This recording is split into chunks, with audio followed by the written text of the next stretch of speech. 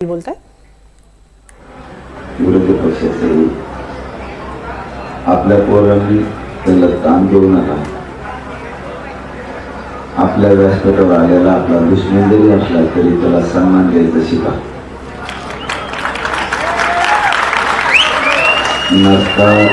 नसता मग नेते यायला भेटी इकडे येणार नाही. मला आता पत्रकारांनी सांगितलं कोणीतरी मोठा गोंधळ घातला. नेते आल्यावर तुम्ही गोंधळ घालणार असले तर तुमच्याकडे कोणी येणार नाही. विरोधी पक्षाचा असो किंवा तो भाजपचा असो, कोणी जरी आलं तरी आपल्या जवळ आपल्या सण होते तोवर सन्मान करा. ज्यावेळेस आपल्याला वाटणार आहे आरक्षण भेटत नाही त्या टायमाला बघू आपण काय करायचं. पण सध्या कोणत्याही विरोधी पक्षाचा, राष्ट्रवादी, काँग्रेस, भाजप, शिवसेनेचा कोणाचा आला त्या काही पोरानं त्याला इथून पुढं माघारी बोलू नका. त्याला सन्मानाला सन्मानानं वाटा लावा. बघा आता तुमचा जबाबदारी तो गोंधळ घालणारे कोण आहे ते बघावं लागेल आपल्याला. व्हिडिओ असेल त्याचा सरकारने पाठवलेले का मी मागेच सांगितलं ते सरकार दखल करीणार. माझे पोर असं करत नाही. ते सरकारचेच असू शकते तेव्हाच ते असं करते. म्हणजे त्यांना ते करूनच आणायचे. त्यामुळं पोरं सावध राहा. कोणता नेता आला त्याला त्रास देऊ नका. थोडे सावध राहा. बाकी मी सगळं बघतो. मी यांची पाठपुराला पक्का आहे.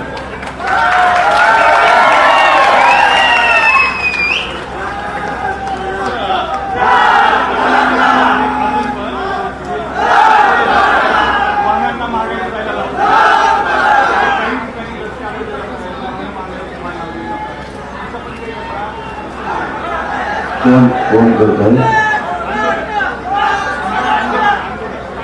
कोणाचे वाहन मागे लावते?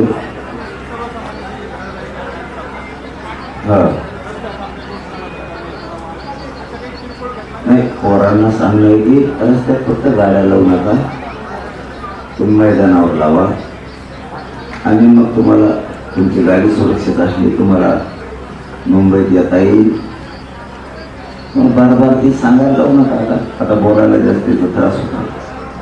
आम्हाला सांगितलं तेवढं घेणं ठेवा. कायम सगळ्यांनी शांतता ठेवा.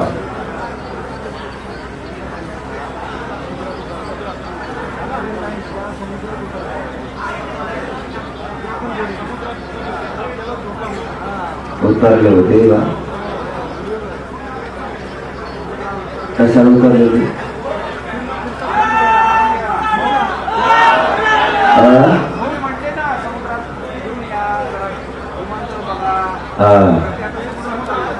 मोकर जाऊ ना, समुद्रात जाऊ नका. तिकडं समुद्रात एक बी गेलं नाही पाहिजे. तिकडं आला एखाद्या लागल काय होईल अजिबात. मला तिकडे गेलेलं मला दिसलं पाहिजे. आता पाण्यात आजूबाजूने पाहिलं ठीक आहे, परंतु पाण्यात मला एक बी माणूस गेलेला नाही पाहिजे. तुम्ही तुमच्या घरी जा. तिथं आपल्याला जिंकायचं एक एक माणूस महत्वाचा आहे. त्यामुळे ते पाणी चांगलं नाही शरीरासाठी. ते खारं पाणी आहे. त्यामुळे त्यात उतरू नका.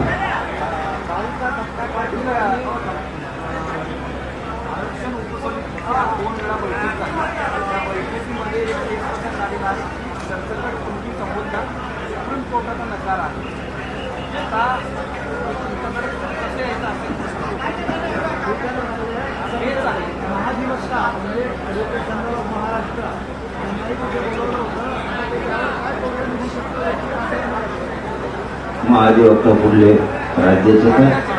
बरं, थोडं सोपं आहे. सरसकट शब्द तुम्ही लावूच नका ना. जर सुप्रीम कोर्टाचं आणि केंद्राचं म्हणणं आहे असं तुमचं म्हणणं आहे, उपसमितीचे दोन काय बरोबर करता इकडं काय चाललंय काय नाही काय सारखे चालले ते तुमच्या अंगात. मनोज जरांगे यांनी बोलताना आंदोलकांना खडे बोल सुनावलेले आहेत. विशेषतः सुप्रिया सुळे यांच्या बाबतीत जो प्रकार झाला त्यावरून त्यांनी नाराजी व्यक्त केलेली आहे. भेटायला आलेल्यांना सन्मानपूर्वक वागणूक द्या असं त्यांनी आंदोलकांना सांगितलंय. सुप्रीम कोर्टाचा सरसकटला प्रॉब्लेम आहे, असण्याचं कारण नाही, पण त्याला पर्याय दुसरा पण. तुमच्याकडे 58 लाख नोंदीचा आधार आहे, त्याच आधारावरती मराठा आणि कुणबी एकी जे आर काढा म्हणतो आपण, त्याच्यावरच बैठक झाली ना. मराठा आणि कुणबी एकी याच्यावरच जे आर काढायला 58 लाख नोंदीचा आधार आहे. ज्या मराठ्यांच्या कुणबी नोंदी सापडलेल्या आणि ज्या मराठ्यांचं सापडलेलं नाही त्यांची पोटजात उपजात म्हणून आपण आरक्षण घ्या सरसकट शब्द वापरत नका ना.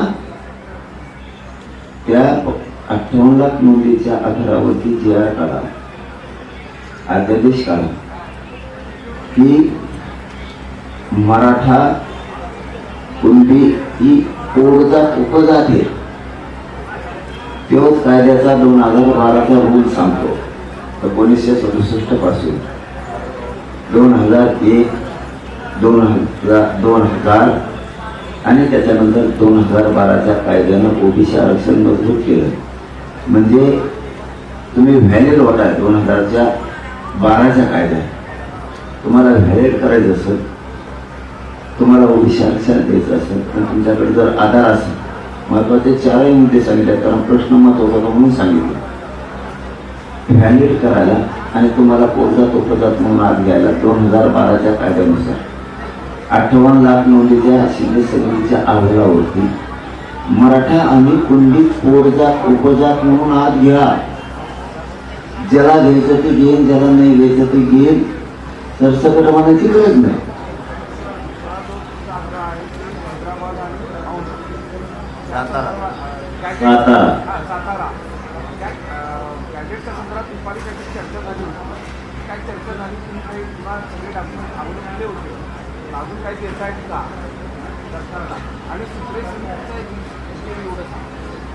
हे बघा, आम्ही तुमच्या म्हणण्यानुसार आम्ही अभ्यासकांशी फक्त चर्चा केली. आम्ही कसलेही डॉक्युमेंट सरकारला देणार नाहीये. त्याचं कारण असं, सरकारनं 13 महिन्यापूर्वी डॉक्युमेंट घेतले. आता देऊन उपयोग नाही. आता डॉक्युमेंट देऊन काय करायचं? सरकारनं 13 महिन्यापूर्वी हैदराबाद संस्थानकडून तिथल्या मुख्य सचिव आंध्राच्या आणि आपल्या मुख्य सचिवांनी दोघांनी मिळून त्या कॉप्या टेस्टिंग केल्या. नुसत्या कॉप्या उचलून जर आणल्या असत्या इथल्या मागासवर्ग आयोगाला, राज्याच्या केंद्राच्या मागासवर्ग आयोगाला, कॅबिनेटला आणि इथल्या समितीला आणि 2012च्या कायद्याला, म्हणजे 5 विषयाला पंचसूत्रीय याला त्या मान्य झाल्या नसत्या. म्हणून इथली समिती आणि इथले मुख्य सचिवांना ते कालच्या मुख्य सचिवाकडून ॲटेस्टेड करून आणणं आवश्यक होतं. ते आणले नाही. आता आमची चर्चा फक्त एवढ्यासाठी झाली, डॉक्युमेंट द्यायचे म्हणून नाही, पुन्हा हे द्यायचे म्हणजे पहिले, त्याच्यासाठी फक्त चर्चा झाली. काय केलं पाहिजे? सातारा संस्थांचं गॅजेटियर आणि हैदराबादचं गॅजेटियर याच्यासाठी मी 1 मिनिटाचा वेळ द्यायला तयार नाही असं त्यांना सांगितलेलं आहे. म्हणून त्यांनी त्याच्यावर धावाधाव चालली आहे. कारण सातारा संस्थांचं गॅजेटियर असं आहे, एकदम सोपा विषय, पश्चिम महाराष्ट्र पुरा बसतो. आणि हैदराबादचं गॅजेटियर एक मराठवाडा, हैदराबादचं गॅजेटियर सांगतं मराठवाड्यातला मराठा हा कुणबी आहे. म्हणून त्यांना काही देण्याची गरज नाहीये. त्यांनी शिंदे समितीनं सरकारला आवाज देणं गरजेचं आहे. सरकारनं स्वीकारून किंवा स्वीकारायच्या आधी त्यांनी राज्य मागासवर्ग आयोगाकडून तो घेणं गरजेचं आहे. 2 ते 3 प्रक्रिया आहेत. पहिली प्रक्रिया शिंदे समितीनं केला, मी त्याचा अभ्यास केला. इथं मी त्यांना मीडियात विचारून घेतलं, ते हो बोलले. आता त्यांना बदलता येणार नाही. ते अहवाल आता सरकारला देणं गरजेचं. सरकारने कॅबिनेटनं तो स्वीकारून तो मागासवर्ग आयोगाकडे द्यायचा का आधी त्यांनी स्वीकारायचा, का आधी मागासवर्ग आयोगाकडे द्यायचा, ते त्यांचं ते ठरवलं. मग ते मागासवर्ग आयोगाकडे सुद्धा जाणं खूप गरजेचं आहे. 2012चा कायद्याचा रूल आहे, त्या रूलप्रमाणे ते करायला लागतं. नसता तुम्हाला आधी घ्या नंतर घ्या, तुम्ही तो घ्या आणि ते टिकवायची पण जबाबदारी तुमचीच आणि अंमलबजावणी करायची जबाबदारी तुमची. पण माझं मत आहे टिकवाय फिरवायचा हा विषय काढायची गरज नाही. 150 वर्षापूर्वीच्या नोंदी आहेत, तर कोणाच्या बापाला काही होत नाही तिथे, त्यामुळे उभं फाटे पडण्यात माझ्या आले. मराठा उपसमितीच्या बैठकीमध्ये समिती आयोग राज्य मागासवर्ग आयोग आहे त्यांनी हे सगळं केलं पाहिजे तेव्हा कुठेही होऊ शकतं. पण त्याचं कुणी केलं पाहिजे? मागासवर्ग आयोग आणि सुप्रीम समिती मागासवर्ग आयोगाची सुप्रीम समिती आहे ना तिने केलं पाहिजे. आणि फक्त समिती आहे, शिंदे आयोग नाही आहे असं म्हणणं आहे. कुणाचं म्हणणं आहे? म्हणजे एकूण अभ्यासक्रम सगळ्यांचा कोण अभ्यासक? ओव्हरऑल सगळ्यांनी मला नाव सांगायचं. ओव्हरऑल सगळं ते अभ्यासक बेकार घेऊन असू शकतो.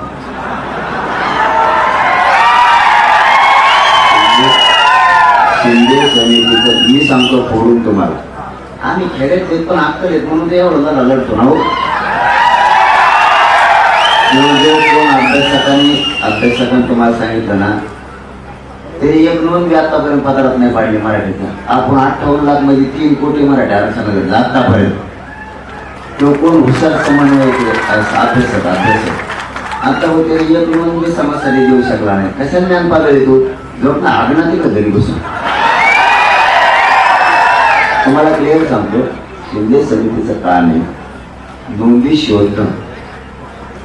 शोधणं, प्रमाणपत्र देणं पण त्यांच्या हातात आहे, व्हॅलिड देणं पण त्यांच्या हातात आहे. पण जर संबंधित मंत्रालयानं ते अधिकार जर त्यांचे काढून घेतले हरकत नाही. संबंधित मंत्रालय प्रमाणपत्र पण देते आणि व्हॅलिड पण देते. पण शिंदे समितीचं सगळ्यात महत्वाचं काम आहे नोंदी शोधणं, त्याचा अहवाल तयार करणं.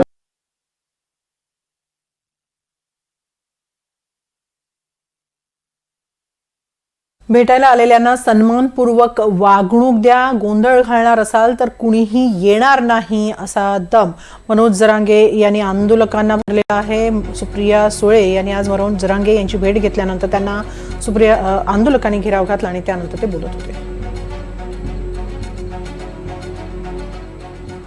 आता पुढची प्रक्रिया काय? सरकारनं तो अहवाल स्वीकारून त्याची अंमलबजावणी करणं. मग त्यांना आता मागासवर्ग आयोग द्यायच्या आधी म्हणतो आम्ही देणं तर गरजेचं आहे. त्यांनी स्वीकारून कॅबिनेट समोर ठेवून मग मागासवर्ग आयोग देऊन अंमलबजावणी करायची. एवढे 2च प्रयोग साधे आहेत, ते 5-5 मिनिटाचे आहेत. मराठा उपसमितीची आज बैठक झाली आणि त्या बैठकीनंतर विखे पाटलांच्या काय सातारा गॅझेट आणि हैदराबाद गॅझेटवर वेळ द्यावा. मराठा उपसमितीची आता बैठक झाली आणि त्या बैठकीनंतर विखे पाटलांनी प्रतिक्रिया दिली आहे की सातारा गॅझेटच्या बाबतीत छाननी करायला वेळ लागू शकतो, त्यामुळे जरांगे पाटलांनी वेळ द्यावा ही एक त्यांनी विनंती केली. विखे पाटलांकडे वेळ मागितला. कशासाठी वेळ पाहिजे? कशाची झाली? नोंदणीची 11 महिने काय केलं? बजेट येत आहे असं नसतं. वेळ काढू पण आहे आता नसतं. गरीब काय तुम्ही पागाल समजेल काय? आण मुंबईला न्या जमा घरी, आण मुंबईला न्या जमा घरी, बापाचे पेंड येत आहे एकदम सोबत. 13 महिने काय केलं? भंगार चाळे नाही करायचे, खरं आहे ते बोलायचं. बोल आमच्या कशी येऊन आम्ही सांगतो बोला. जी आर काढून मला अंमलबजावणी पाहिजे. ते पण प्रक्रिया काय त्याच्या सगळ्या तुम्हाला त्या सगळ्या प्रक्रिया पार करावं लागणार आहेत. मागासवर्ग आयोगाकडे, शिंदे समितीकडे सरकारला आवाज स्वीकारावा लागेल. वेळ पडली कॅबिनेटच्या हातात जर विषय नसेल त्यांना विशेष अधिवेशन बोलावं लागणार आहे तेवढेच. कारण प्रक्रिया लहान नाहीये आणि हे घडून आणावं लागणार. तुम्ही म्हणतात की हे वेळ काढूपणाचं धोरण आहे, याचा अर्थ सरकारची मानसिकता आरक्षण देण्याची नाही असं तुम्हाला वाटतंय का?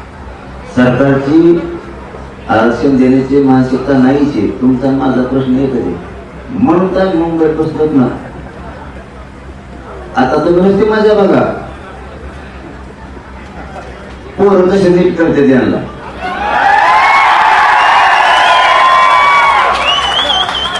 आणि तिथं शनिवारी रविवारी पुढच्या आमचे पुरेच येणार आहेत.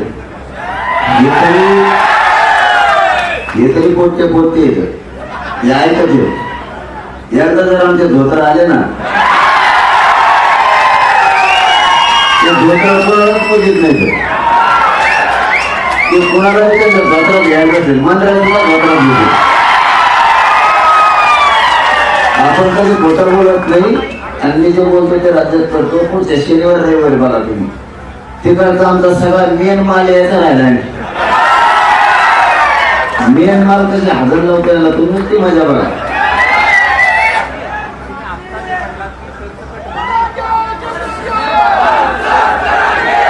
थांबा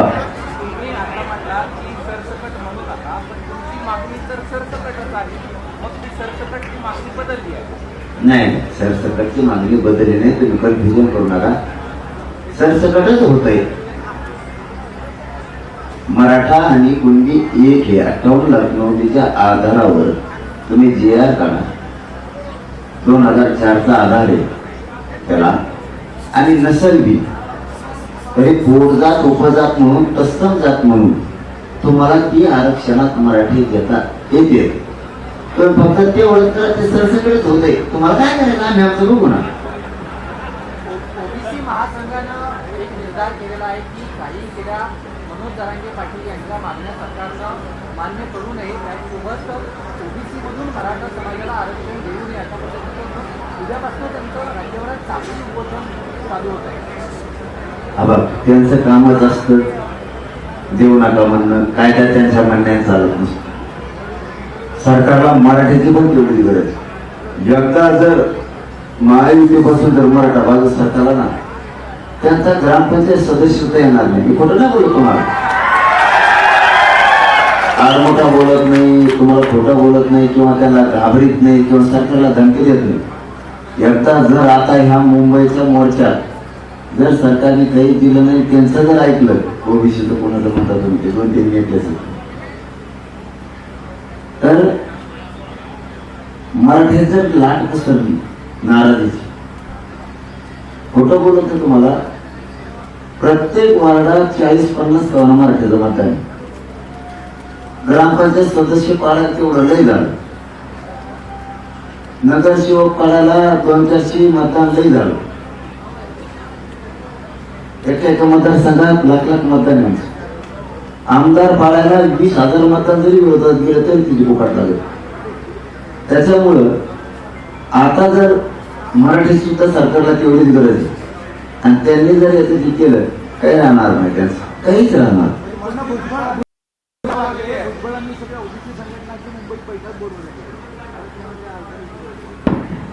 त्यांना मोजेत बोल. त्याला मोजेत नाही. त्याला कामच काय दुसरं. संघटना गोळा करेन नामकं गोळा करेन त्याला पैसे देईन दुसरं काय करता येतं त्याला. त्याला काही आम्हाला ओबीसी आरक्षणात जाण्यापासून कोणीच रोखू शकत नाही. कोणीच ओबीसी आरक्षणात आम्ही जाणार.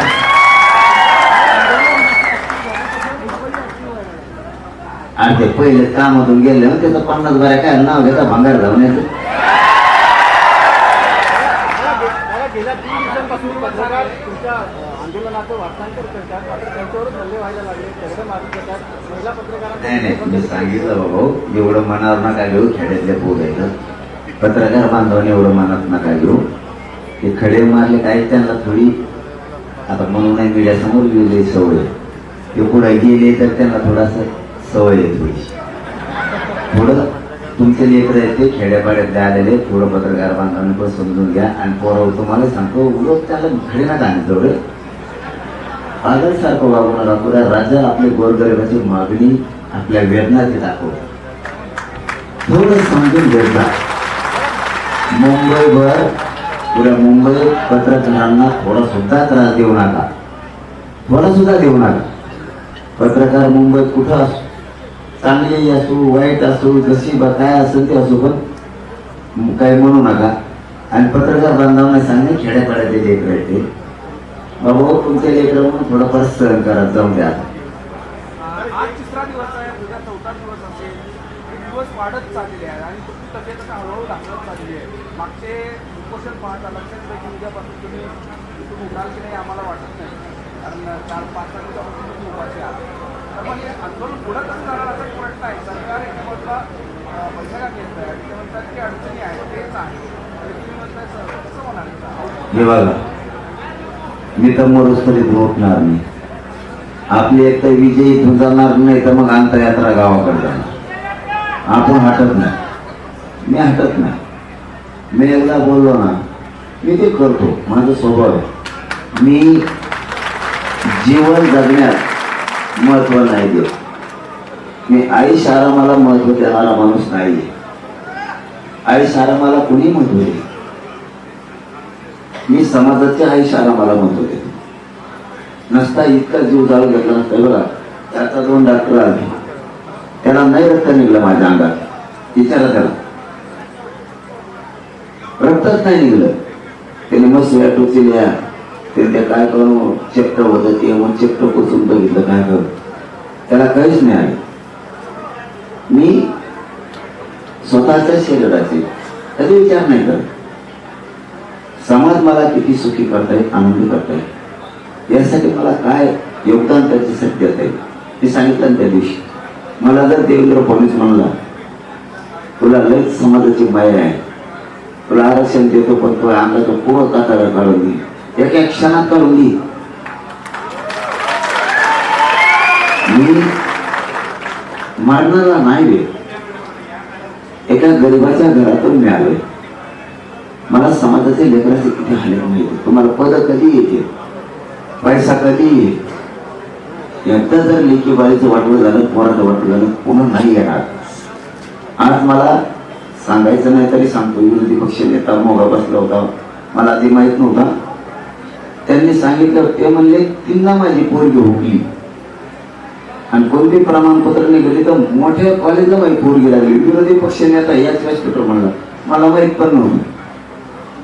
गरीब श्रीमंतांसाठी किती आरक्षण महत्वाचं आहे आता हे लोकांना कळायला लागलं.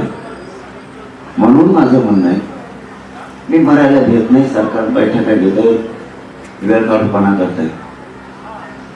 मी खुला चॅलेंज दिले आहे. तुम्ही देवेंद्र फडणवीस मला इथं गोळ्या घातल्या तरी मी मारायला तयार. त्यांनी मला जेलला उचलून दिलं तरी माझं जेलला मरण उपोषण सुरू राहणार. आणि इथं जरी बसलं तर एक तर विजय घेऊन जाणार आहे आता, नाही तर मग अंतयात्रा जाईल. मी कुठं मग आरक्षण द्या, मी याच्यापेक्षा काय करू शकतो?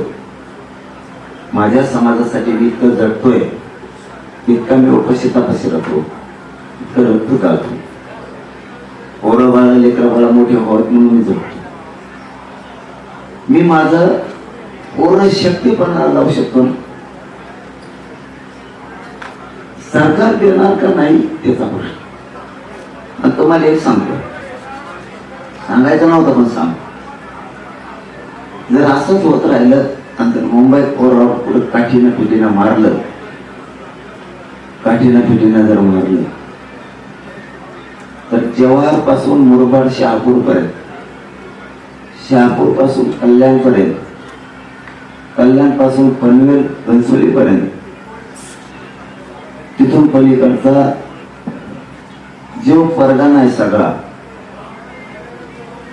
महाड पर्यंत, पूर्ण महाराष्ट्र कधी सुरू होणार?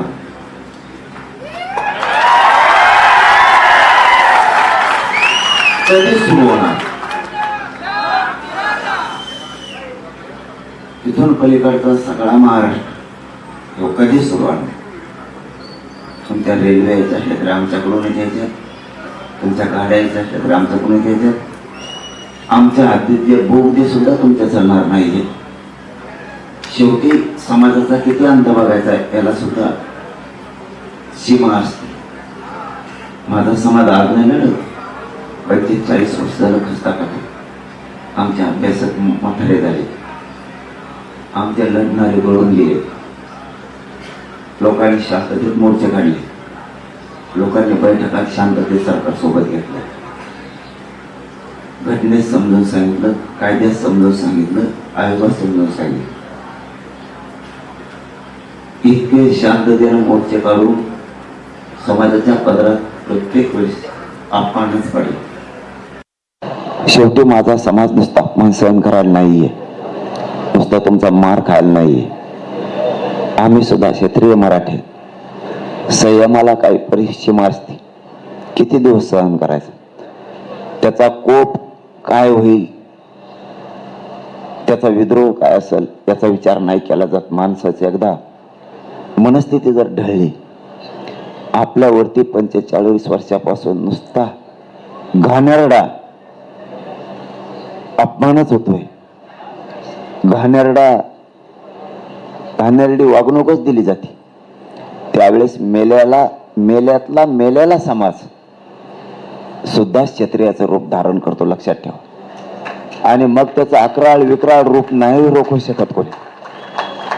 मेलेल्यातला मेलेला माणूस सुद्धा ज्यावेळेस त्याची अस्मिता जागी होती, ज्यावेळेस त्याचा स्वाभिमान जागा होतो, त्यावेळेस तो ना लेकरा बाळाचा विचार करतो, ना समाजाचा करतो, ना पोरा बाळाचा करतो, ना कोणत्या सरकारचा करतो.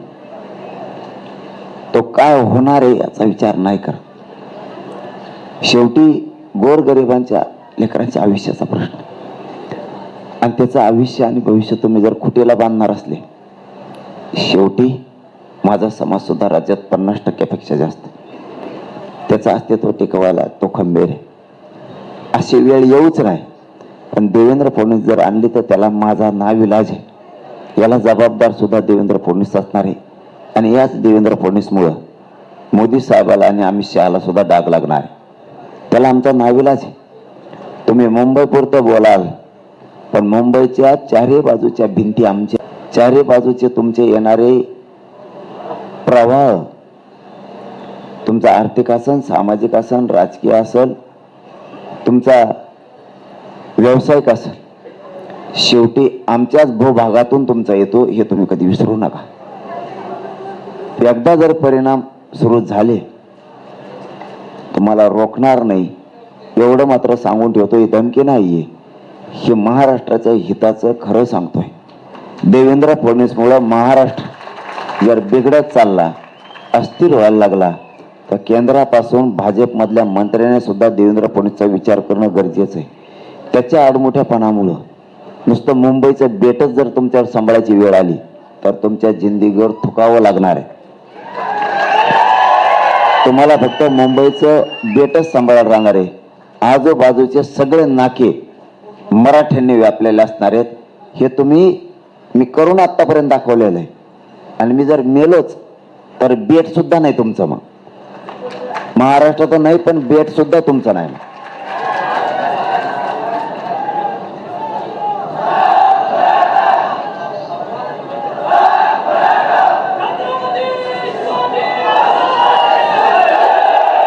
कोण म्हणलं असं?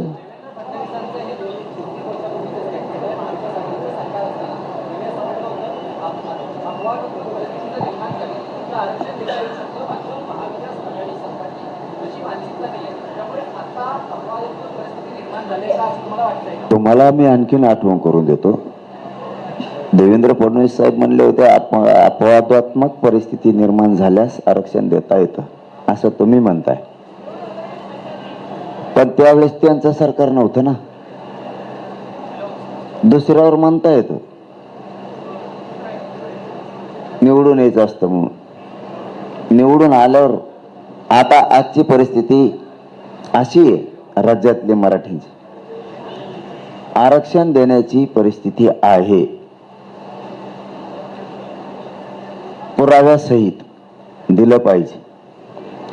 सत्ता नसताना देवेंद्र फडणवीसचं अंग वेगळं आहे. तुम्ही आपल्या शेपटाचा सरड्या बघितलेला आहे का?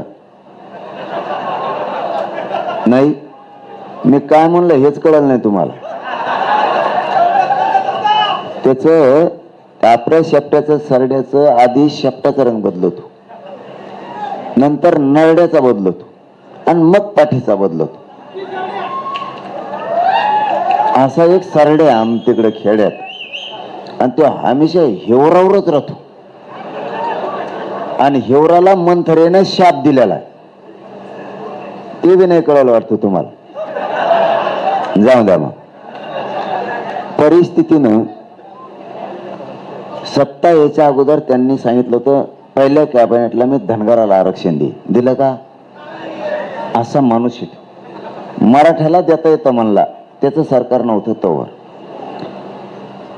त्यांनी सांगितलं होतं शेतकऱ्याची पुरी कर्जमाफी होती, नाही केली. असा माणूस सगळं होईल, मी मोरस्तर मुंबई सोडित नाही.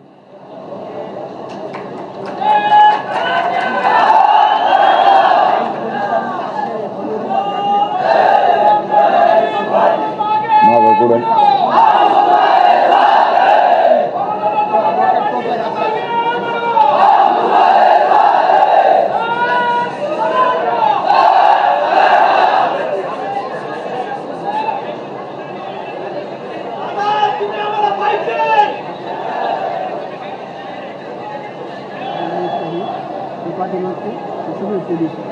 काय म्हणते तू? कुठं चालू आहे? हा बघ, या पत्रकार परिषदेच्या माध्यमातून मी देवेंद्र फडणवीस साहेबाला सांगतो, नीट ऐका. आता वातावरण थंड ठेवा. फडणवीस साहेब, आम्ही मुंबईत शांततेत आलेलो, शांतता ठेवायची. पत्रकार बांधवांना विनंती, हे त्यांच्यापर्यंत फडणवीस साहेबाकडे पोहोचा. फडणवीस साहेबाच्या 40-50 पोलिसांनी गळ्यात आमचे रुमाल स्वयंसेवकाचे बिल्ले घातले, रुमाल घातलेत आणि टोप्या घातल्या.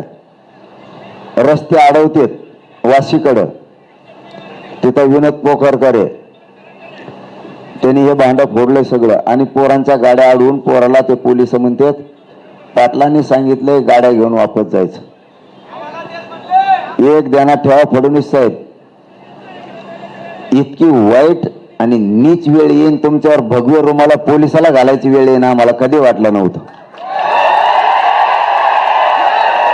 आणि तुम्ही मराठी पाठवून कुठं पाठवता मुंबईच्या बाहेर. जर तुम्हाला असंच करायचं असेल तर महाराष्ट्रातले तुमचे आमदार खासदार मंत्री सुद्धा आम्हाला महाराष्ट्राच्या बाहेर पाठवावं लागतील. मग तुम्ही जर आमचे लोक मुंबईच्या बाहेर पाठवणार असले तर आम्ही आमचे पोरं गावाकडे जाणार, हे पण सांगतो. पण आमच्या तिकडे असणारे तुमचे आमदार खासदार तुम्हाला पिढ्यांना पार इकडेच सांभाळावं लागते, हे पण ध्यानात ठेवा. आम्ही मग महाराष्ट्रात त्यांना राहून देणार नाही. हे देवेंद्र फडणवीसांनी ताबडतोब थांबवा. वाशीकडं काही ठाण्याच्या कोपऱ्यात, कल्याणकडं हे चाललेले प्रयोग तत्काळ थांबवा. कारण तुम्हाला हे पोराला तुम्ही तुमचे पोलीस रुमाल घालून सांगतो, पाटलांना सांगितलं गाड्या घेऊन माघारी जा. हे तुम्ही पहिलं बंद करायला लावा तुमच्या पोलिसाला, आणि त्या पोलिसांना पहिलं सस्पेंड करा, ते कोण कोण आहेत भगू रुमाल घातलेले. आणि याच्या पलीकडे तुम्ही जर ही गोष्ट थांबवलीच नाही फडणवीस साहेब, होऊन काय होईल तर आमच्या पोराला माघारी गावाकडे जावं लागेल, एवढंच होईल. पण राज्यात तुमची एवढी दशा तुमचे आमदार खासदार मंत्र्याची होईल, त्यांना लेकरा बाळा सहित आमच्या महाराष्ट्रात मग आम्ही राहून देणार नाही. तुमच्या एका चुकीमुळे ही बी शब्द आता ध्यानात ठेवा. काय होईल मग, सगळ्या पोरं इथून माघारी जातील. पण पुन्हा महाराष्ट्रात तुमचा आमदार खासदार मंत्री राहू शकत नाही, हे तुम्हाला मग थोड्याच दिवसात दिसल. ती वेळ येऊ देऊ नका.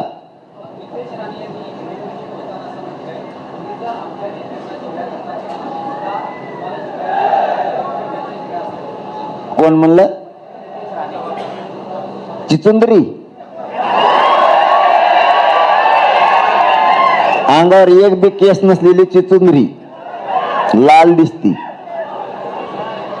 नुसती इवळती. चिचुंदरीचा आवाज केव्हा ऐकला तुम्ही?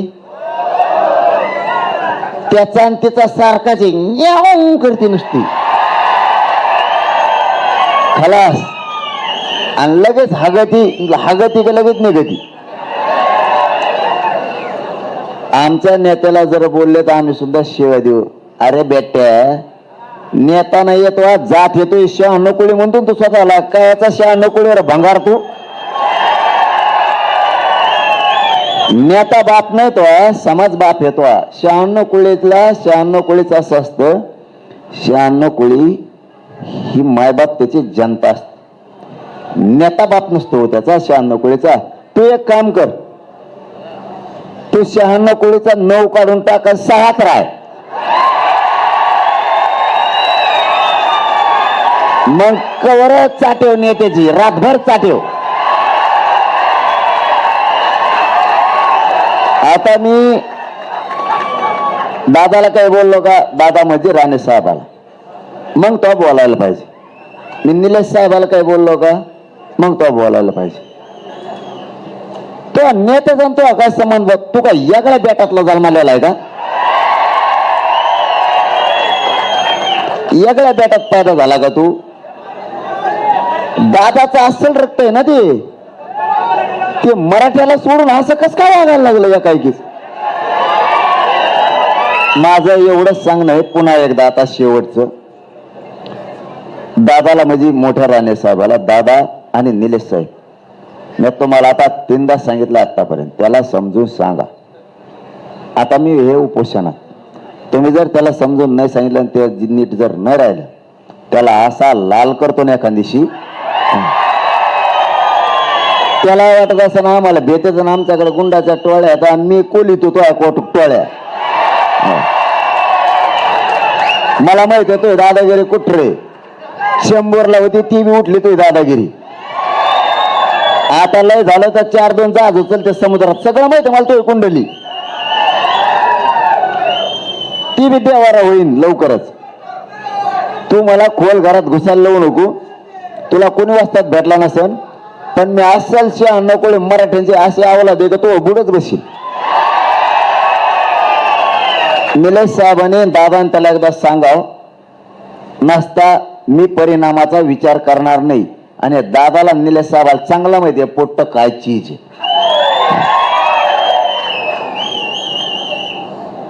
बाद झालं आता, बाद झालं, गळून गेलो मी. कव्हर मोबाईल दाखवतो.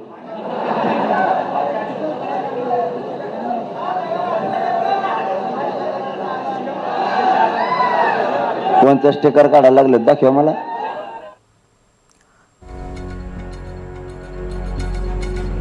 मी मरेपर्यंत मुंबई सोडणार नाही असं जरांगे पाटलांनी सरकारला इशारा देताना म्हटलेलं आहे. आरक्षण घेतल्याशिवाय माघार घेणार नाही असं पुन्हा एकदा ठणकावून त्यांनी सांगितलेलं आहे. तर यावेळी आजच्या पत्रकार परिषदेमधनं त्यांनी मराठा आंदोलकांना काही सूचना सुद्धा केलेल्या आहेत.